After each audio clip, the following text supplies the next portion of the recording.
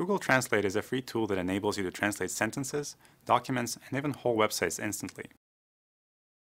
But how exactly does it work? While it may seem like we have a room full of bilingual elves working for us, in fact all of our translations come from computers. These computers use a process called statistical machine translation, which is just a fancy way to say that our computers generate translations based on patterns found in large amounts of text. But let's take a step back.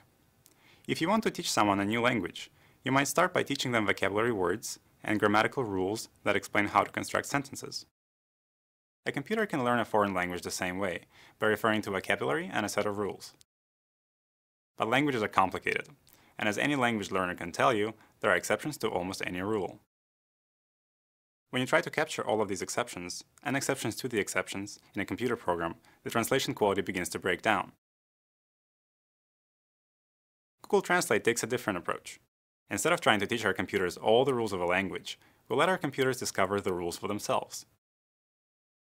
They do this by analyzing millions and millions of documents that have already been translated by human translators. These translated texts come from books, organizations like the UN, and websites from all around the world.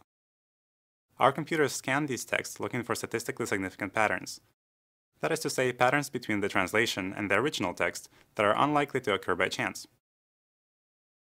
Once the computer finds a pattern, it can use this pattern to translate similar text in the future. When you repeat this process billions of times, you end up with billions of patterns and one very smart computer program.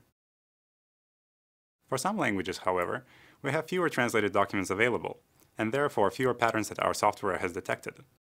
This is why our translation quality will vary by language and language pair. We know our translations aren't always perfect, but by constantly providing new translated texts, we can make our computers smarter and our translations better. So next time you translate a sentence or web page with Google Translate, think about those millions of documents and billions of patterns that ultimately led to your translation. And all of it happening in the blink of an eye. Pretty cool, isn't it?